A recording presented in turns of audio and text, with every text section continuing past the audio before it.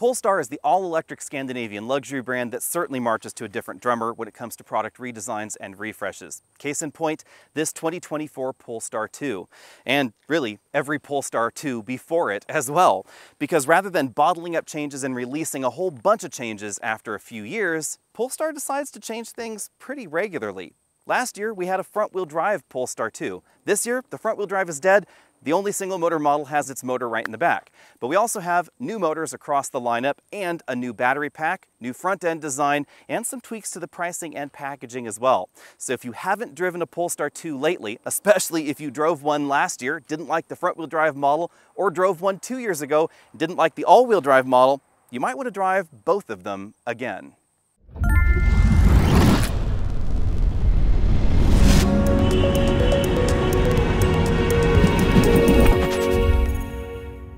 Since the changes for 2024 are all about the way the Polestar 2 drives, let's get this out on the road next. You'll notice two significant things. Obviously, the rear power bias is going to make this feel very different, and it's going to allow this to go 0 to 60 faster, 5.7 seconds in this model. That is definitely swifter than the front-wheel drive model, which was usually around 7 to 7.2 seconds. That's all because this motor can ramp power much more rapidly since the motor's in the back and you don't have that front wheel lift question to worry about. So right around 25 miles an hour or so, this motor is putting out all of its power. And then we have the rear power bias, which certainly makes this feel very different than the previous model. The previous model was front wheel drive for some pretty logical, pragmatic reasons, but Polestar decided they didn't want to be pragmatic anymore with the Polestar 2. They wanted to be more fun. So this has that rear power bias that you expect. It also has a slightly lighter front end, thanks to the lack of an electric motor in the front. You'll really notice it out on this road. You can have a significant amount of fun. The rear end definitely steers around a little bit, but it's not unprofessional, I guess, is the way I'm thinking of it right now. It's not going to be a Ford Mustang. It's not going to have its tail hanging out on it unless you turn off the stability and traction control completely. It's worth noting there is a sport mode in there if you want, but it is certainly a lot more fun than the front-wheel drive model, and more efficient too, because the motors are all new. They didn't just tweak the previous design, they didn't just up its output in software. They designed an all-new motor, all-new inverter system, and then for the rear-wheel drive model that I'm in right now, an all-new battery as well. Not only do we get more capacity, we get improved cooling. So interestingly, I think this battery might even be able to handle more aggressive driving out on winding roads like this a little bit longer than the dual motor model. Clearly you're not stressing it as much, not pulling out as much power, but also we have that cooling improvement. Now if you want to go even faster, the dual motor model will do that task in 4 seconds even. Both of these vehicles are faster than their quoted 0 to 60 times. That's definitely impressive. Of course, these are my preliminary estimates out here near Denver, so be sure and stay tuned because hopefully I'll have one of these at home, so run it through our complete battery of comparisons and tests just as soon as possible. But I expect that the 6 to 0 stopping distance is going to be substantially similar to the last time I drove a Polestar 2, so I'm just going to go ahead and pop that number up there at the top of your screen. Unlike some EVs, the Polestar 2 is not a one-trick pony. Polestar really wanted to make sure that this vehicle had an excellent balance and excellent feel to it, from the engaging steering feel to the right amount of grip for the amount of power we have, and then of course the rear-wheel drive nature. As I mentioned the first time that I drove a Polestar 2, this feels more German out on the road than more Volvo. So if you've driven a BMW i4 or an EQE sedan, this has a bit more BMW in its feel than, I would actually say, than the Mercedes or than the Volvo. This feels a little bit more along those lines in terms of its tuning, from the relatively firm suspension to the relatively firm steering as well. Now about the suspension. If I could ask for one change in the Polestar 2 that we don't see yet, it would be an adaptive suspension system. We do have an adjustable suspension system in the Polestar 2 Performance that's right in front of me, but that requires manual adjustment outside on the struts themselves. I think that's a little silly personally. You can personalize it, but you can't change it at a moment's notice. You can't suddenly decide I want a softer suspension or I want a firmer suspension. This is on the firmer side of things, but Polestar has neatly managed to avoid firm and bouncy, which is the driving characteristic we certainly find in the Model 3 and in a Ford Mustang Mach-E and a number of other big battery EVs. It could be because this battery is a little bit smaller, although the Polestar 2 is not exactly lightweight. If you're looking for the smoothest, comfortable ride out on the open highway, you're probably going to want to take a look at an EQE with the air suspension. That's going to be very, very comfortable. But I was surprised that even on less than perfect road surfaces, this has still a solid and stable ride to it. Of course, been a number of EVs debuting that I've driven recently since the last time I drove a Polestar 2, so I'd kind of hoped that Polestar had kept pace as far as suspension tuning went, and they definitely seem to have. So when it comes to the ride quality and the handling ability, I would give handling ability an A in the Polestar 2, at least preliminarily. I think I would give ride quality maybe a B+ or A-. This is solid and it's sorted, but it is slightly firmer than some folks might want. I don't think it's a problem at all. It's absolutely not unlivable. But again, if you're looking for something slightly more supple, you might want to look elsewhere. Now it's time to get the dual motor model out on the road, and wow, this is a great deal faster. Battery state of charge right now is at 74%. This one went 0 to 60 in 4 seconds. Even in some of the runs, it actually squeaked it out just a little under 4 seconds. Now, this model has the performance package on it, which means power goes up to 455. It's going to be a little bit lower if you get the regular dual motor model. Torque apparently does not seem to change. It mainly seems to do with the way that power ramps up to the maximum, and then of course the maximum output from the dual motors. But this is not the same dual motor system that we had last time, and that is really important because now we get the same approximately 300 horsepower motor in the back, and then we get a 120 horsepower motor in the front. So this does not have the sort of torque steer that we had in the symmetrical motor model last time, or in the symmetrical motor models you'll find in some of the competition. There are still a number of manufacturers doing symmetrical motors. Volvo, interestingly enough, actually decided to move away from their symmetrical motor setup in the XC40 Recharge, which is definitely related to this vehicle, and they've gone in this same sort of bigger, smaller motor arrangement. The difference is definitely noticeable in the corners, when leaving an intersection, etc. This has not only the insane amount of grips that we found in the previous performance package Polestar 2, it now has that rear power bias to help you steer around the corner. With the previous dual motor Polestar 2, they did some interesting things with the software programming. Clearly, at full throttle acceleration, it had to bounce power 50-50 front and rear because the motors were symmetrical. That's how you got to its max power output. But if it was at part throttle, like say around this corner, you're just giving it a little bit of oomph, then it had a strong rear power bias. They would choose to send the majority of the power to the rear, dial in the front motor a little bit later. Obviously, they're still doing that in this, but the feel is more consistent because whether you're full throttle, part throttle, etc., it can never send that much power to the front. Maximum power is 122 horsepower. Obviously, there would be some pros and cons if we were talking about an off-road vehicle, if you wanted to make an SUV version of this and you really wanted to go conquer Moab or something like that, then you might want more of a symmetrical motor setup. But for an on-road focused dual motor EV, this is just about perfect. We have the efficiency thanks to the dual motor designs, which are more efficient than before. We have the ability for it to choose just one motor to drive the vehicle in steady state travel. According to Polestar, that does appear to be the rear motor, interestingly, unlike we find in some competitions. So it's not turning off the rear motor and just using the front for that steady state highway travel. It's using the rear motor and then electrically disconnecting the front. This does not have a mechanical disconnect like we find in the eGMP platform vehicles from Genesis. So if you're comparing this to something like a Genesis GV60, if you're in the eco mode in that vehicle and you're just tooling along steady state, maybe 50 miles an hour, and then you punch it, you do have to wait for the front electric motor to reconnect because it's a physical reconnection that has to happen. In this dual motor model, it's just instant because it's electric. It just turns on the front motor and you don't have to wait at all for that. Let's go ahead and check out the power ramp in this dual motor model because it does feel a bit more aggressive than the single motor.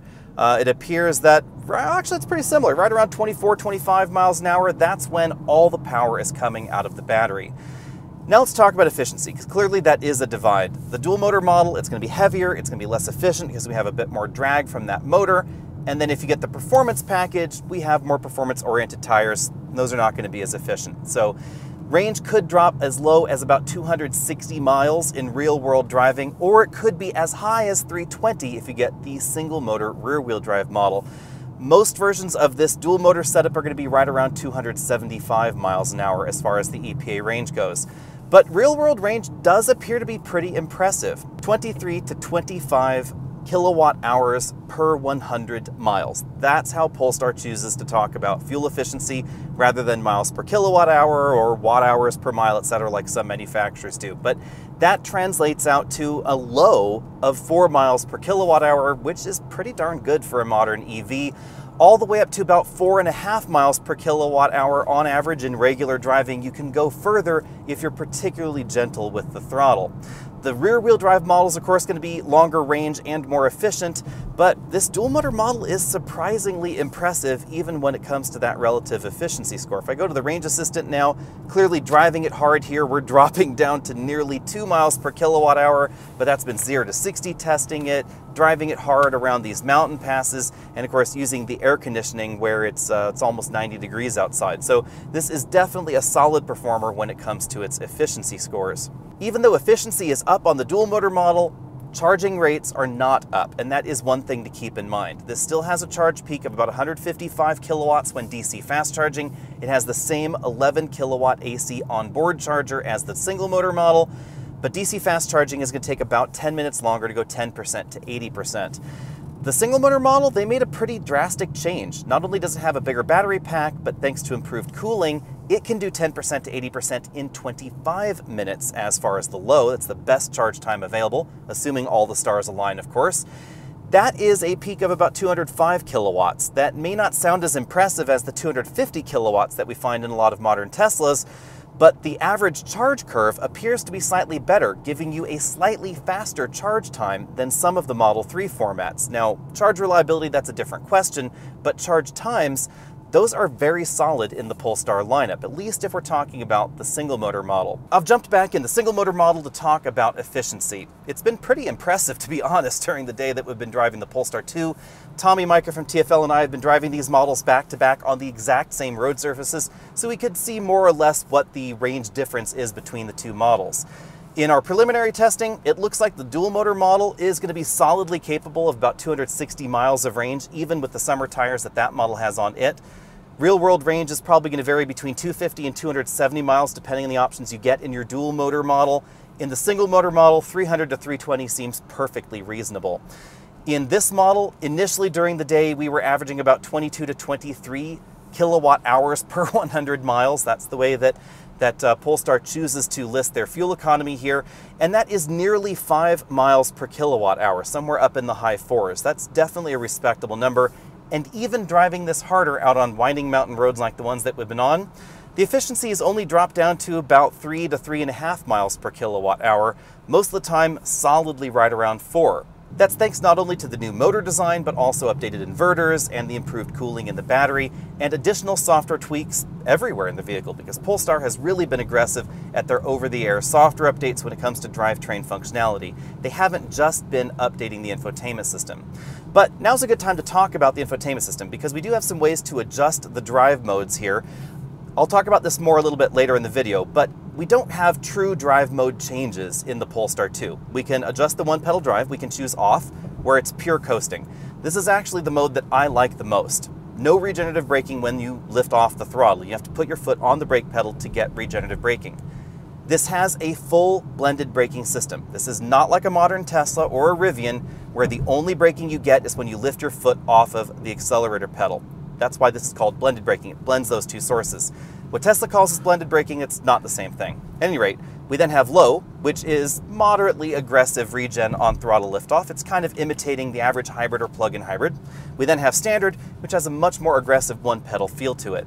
You can then adjust the creep on or off. That makes the vehicle move forward after a stop, sort of like an ICE car does. And then you can adjust the steering feel independently. We have light, standard, we have firm, and then you can engage sport mode for the stability and traction control. If you're looking for an EV that drastically changes the amount of power going to the front and to the rear based on drive modes, that's not going to be the Polestar 2. If you're looking for a nimble, fun-to-drive, rear-wheel drive vehicle with a lot of range, that would be the Polestar 2. And I have to admit, I love this rear-wheel drive model enough that unless I really needed the extra performance or I really needed all-wheel drive, I would probably get this rear-wheel drive version, because we get the bigger battery and we get gobs and gobs of range. In real-world driving, you could probably get 330, 340 miles of range out of this battery as long as you are keeping the speeds low, keeping to the speed limit, etc. This should be pretty darn efficient. Be sure and let me know what you think about all that down there in the comments section below, and do you really want the extra performance that you get out of the dual-motor all-wheel drive system, or are you okay with the extra range? Again, I think I might choose that extra range. Let's take a look at the design up front. We have some changes up here mimicking what we see in the Polestar 3, their upcoming performance luxury EV SUV. So here we have the safety center. Polestar is actually highlighting the fact that there are sensors in this region. We have the mid-range radar, we have the 360-degree camera right there, of course the Polestar logo right on top, full LED headlights, and these are pixel LED headlights, although they don't do all the cool stuff in the US just yet. We then get unique wheels in the performance pack version, but the same wheels essentially in the non-performance model. We have the yellow brake calipers there, Brembo of course. We get the different badging on the doors, Polestar 2 with the smaller battery capacity but the higher power output. And then on the inside through the glass you can see that we get the yellow shoulder belts, of course, because this is the Polestar engineered version. But out back, everything else, it's basically the same as that single motor model that is pulling away. Even with the motor in the back, the front cargo area remains about the same. In here you'll find the standard dual voltage EVSE. This is a really great touch for two reasons. First, obviously you can charge at 110 volts for emergency charging if you want to. Second, a lot of folks will be able to just charge with the included EVSE without having to buy another one for their home, because this is a 40 amp EVSE. It won't charge this at its maximum level 2 charge rate of 11 kilowatts, but it's going to be pretty darn healthy. There's also some additional storage space over here for things like the can of Fix-A-Flat, the tire jack right there, and maybe storage for something like a first aid kit, something along those lines. We continue to have the long hood profile here and a very sedan meets coupe crossover shape as far as the side profile. I have to say, I am surprised they didn't try and call this a coupe crossover, because it's related to the XC40 Recharge. It has about the same kind of ground clearance as most EV SUVs, and it has a powered hatchback here rather than a more traditional trunk lid. Now, going back up front here for just a moment, you notice a very Polestar thing right here. The model name of the vehicle and the battery capacity listed right there on the front door. 82 kilowatt hours, 220 kilowatts max power output. That's a very Polestar thing to do. Now, working array to the back, you'll notice that we have door handles that are not the pop-out aerodynamic style. So if you prefer a regular door handle, you might want a Polestar 2. That's going to be much more normative as far as getting in and out of the vehicle. And then out back, we have the classic clean lines that you'd expect in a Scandinavian designed vehicle with an LED light pipe that runs right across the rear. I'm kind of surprised because all of the spy shots we've seen of the upcoming Model 3 from Tesla, the redesigned Model 3, it actually has a light pipe that is very much like this, only perhaps upside down. And that looks exactly like what we're going to see on the Polestar 3. So hopefully we'll get some more details on that Model 3 coming soon. The charge port's back here on the driver's side rear quarter panel, and yes, we still find a CCS connector there with a little rubber plug on it. The NACS or Tesla connector, whatever you want to call it, is coming. Polestar has pledged to support NACS, but that's not until 2024 calendar year when you're going to find the adapter, and the 2025 calendar year when you're going to find the NACS port native on the Polestar 2. So if you're worried about waiting around for that, it is going to be a significant wait, but you should be able to charge using the adapter using these same vehicles. We don't have any specific detail from Polestar on that yet, but other manufacturers have said that existing models with the adapter will be able to charge with NACS stations. NACS is in essence the same signaling that we find with J1772 and the same signaling we find with CCS jammed on a different connector, so there's no reason it wouldn't be compatible. You may just have to carry around an adapter with you. The bulk of the interior is the same as 2023, so we still have the same large panoramic glass moonroof that does not open and does not close, of course, so there's no sunshade separate from that. We still have leather upholstery in this top end trim. I've actually moved over to a dual motor performance to take a look at its interior because this is the lighter color right now. This is bridges of weir leather, and you can see those yellow contrasting shoulder belts. Polestar continues to defend their choice to use real leather in their interior because it is a renewable resource and they sustainably harvest their leather. But if you prefer a non-leather interior, there are other options as well. Down here, you'll notice that the seat design is very largely Volvo, with the extending thigh cushion right there, the same sort of seat controls down here, four-way adjustable lumbar support for the driver and front passenger. We also have a manual tilt telescopic steering column with a pretty large range of motion. I get asked a lot, how roomy is the Polestar 2? Well, I have a 6'5" person back there. How much headroom do you have back there? Not a lot. So your head's almost touching the ceiling, but let's get out and see what that looks like from the outside. The driver's seat is adjusted for me at 6 feet tall. As you can see, Rob does not have a lot of legroom left there, but remember, if you want more legroom, we have the Polestar 3 coming up. It's going to be a lot more expensive than this, but it's also going to have significantly more room on the inside. Cargo room though, that's actually pretty generous thanks to that large hatch, and pretty convenient as well because this has more of a SUV crossover-like cargo area back here. Again, sorry for the strong sunlight, it's a bit difficult to see, but we have 60/40 folding seat backs right there. We have a ski pass-through, a small storage area back here where you can add some additional knickknacks. But we do also have a hard cargo cover. That's not my favorite. I do prefer either the roller variety or something that's a little bit easier to stow away. If I move my bag there, down here we have a cargo divider to help keep bags from slipping around, and some little grocery bag hooks. That's kind of a nice touch. Then if we go even further down the rabbit hole, there's actually some additional storage space under there. The storage well is large enough that you can drop a 22-inch roller bag in that position, but you can't quite close that load floor on top of it. There is, however, a bit of additional storage space inside, and kind of a cute touch. It's definitely one of those Volvo things. We have a little tiny prop rod right there, and that's how you actually prop up that load floor when it's being used. Lots of really thoughtful touches abound in the Polestar 2, and that's probably one of the things I really like most about it, is that it's the kind of vehicle that's very easy to live with and has some quirky touches here and there just for funsies, like the pop-out hitch that is optional in the Polestar 2. It will tow 2,000 pounds, rear-wheel drive or all-wheel drive, and it has that very European-style pop-out hitch that actually tucks away under the bumper. Rather unfortunately, none of the models they were showing today had that particular option. As far as the rest of the interior goes, we have lots of soft touch materials on the front door panels. There's the passenger side door panel. This is not quite as luxurious as something like a Lucid Air, of course, but keep in mind the price tag. This is going to start just under $50,000 before destination. Over on the dashboard, we have a fabric insert in the middle, real wood trim below that, soft touch materials lower as well. It's kind of a rubbery material right there around the glove box door. It's a nice, large, accommodating glove compartment. This one has the up-level Harman Kardon audio system, so we have a center channel speaker. And my only complaint really with the dashboard design is these air vents right here. They are awfully high, so it's a bit difficult to direct air at your torso. We have a large central infotainment screen, and as you can see, it supports Apple CarPlay. That's definitely a nice touch, but something you won't find in the Tesla Model 3, of course. Over here we have the Google Mapping interface, and it does support live data as far as consumption for the vehicle. So you can see if I click this button right here for the Boulder Reservoir, it'll tell me my battery state of charge by the time that I get there. It'll also schedule charging, so it's very Tesla in that respect. Over here on the Range Assistant, you can see your consumption. 24.4 kilowatt hours over for 100 miles over the last 20 miles. That's not half bad, and it was significantly better in the rear-wheel drive model. Another kind of interesting touch here is that we get projected range, and there are a bunch of different ways to show projected range on the vehicle. You can also now get things like low consumption for your speed or high consumption, basically driving tips there. Right now you can see climate control is consuming a lot, but I can put the climate control in that eco mode. Over here we have settings.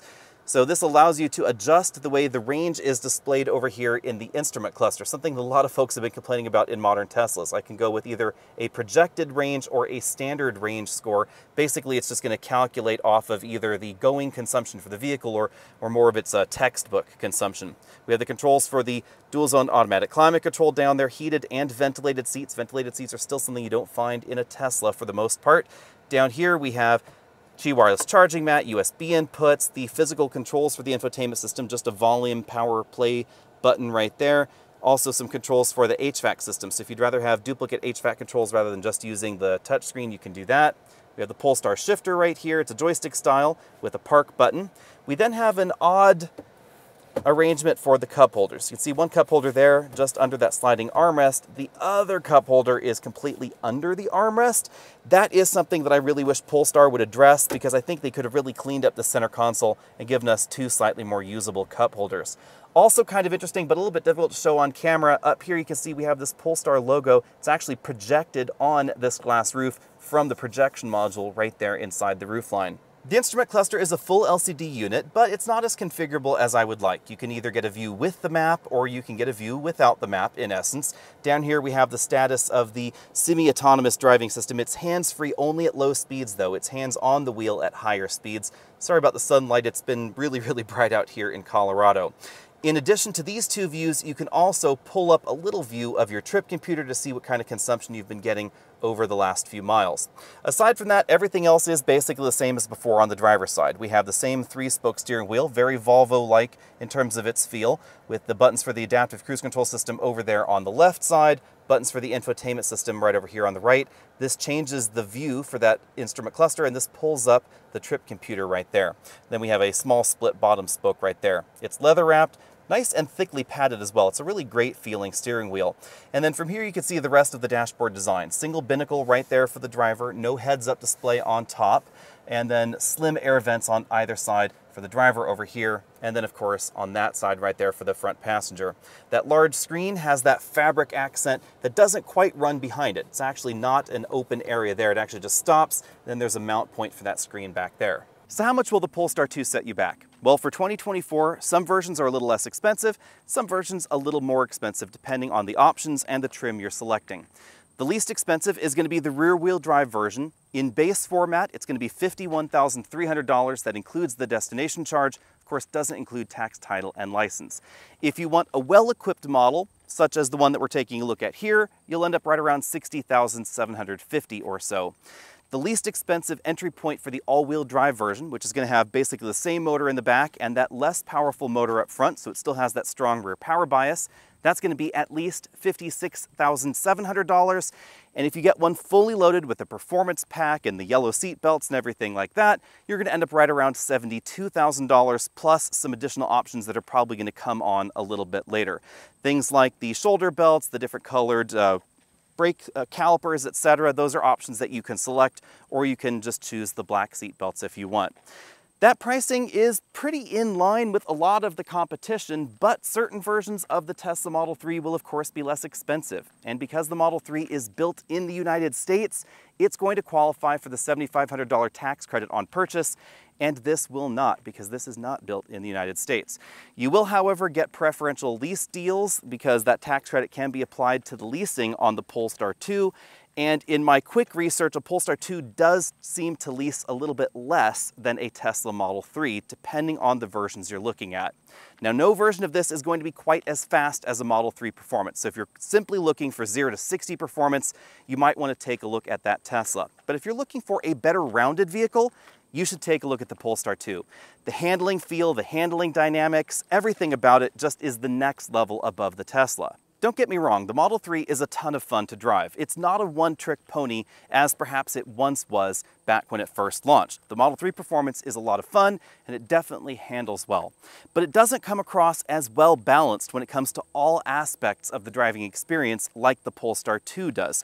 When it comes to the braking feel and the handling ability, the tech on the inside. If you want an instrument cluster behind the steering wheel, you're going to find one on this. Maybe we'll find one on the refreshed Model 3. We don't know yet, but you certainly have one in here. If you want Apple CarPlay, it's going to be on the Polestar 2 as well. Obviously, the charging experience is going to be more reliable on the Tesla side, not necessarily faster though, because this rear-wheel drive model now charges pretty quickly. And that is the one twist with the Polestar 2. We don't get the updated, bigger battery pack on the all-wheel drive model, the dual motor version. Whether or not that's coming later, I don't know. I wouldn't be surprised if maybe for 2025 it got an updated battery pack in the dual motor model, because again, Polestar marches to a different drummer when it comes to updates. Not just on the inside, also when it comes to the over-the-air software updates. They really have been improving efficiency in the rest of the lineup, so if that's something that you're worried about, it does seem that Polestar is being more aggressive with software updates than the average luxury car company. Perhaps not quite as aggressive as Rivian and Tesla, but definitely a different model than we've seen at Volvo. And then, of course, there's obviously the Volvo connection, because this is building upon Volvo's reputation for their components, their safety designs, etc., and all of that is baked right into every Polestar 2. Let me know what you think about all that down there in the comments section. The very first time I drove a Polestar 2, my first thought was, this is what it would be like if BMW built a car and they only had access to Volvo parts, because that's basically what we see here as far as its driving nature and driving dynamic. Rear-wheel drive biased, excellent steering, the handling is fantastic. It doesn't really feel like a Volvo out on the road. It really does feel more like a BMW. It has that solid Germanic feel to it, But it's definitely marching to a different drummer than the Germans when it comes to its interior design, the sleek exterior design, and the rapidity at which Polestar is changing things. If you take a look at some of the German electric options that are out there and have been out there for quite some time, or say the Jaguar I-Pace, very little has changed over the extraordinarily long run, actually, of that Jaguar, and a whole lot has changed with the Polestar. Different motors, they've tweaked the batteries, tweaked the software systems, etc. Obviously, big changes for 2024 as well, and that's exactly what we expect to see from Polestar in the future. So let me know if you're interested in a Polestar 2, and if you are, what are you cross-shopping against this? Obviously, we have the Tesla elephant in the room, but what else are you seriously considering? This does an excellent job, I would say, competing with the BMW i4, but the i4 is going to be a little bit roomier in the back seat. Let me know what your pick would be. I think I would pick one of these over the i4 at the moment, but let me know down there in the comment section, and I'll see all of you next time.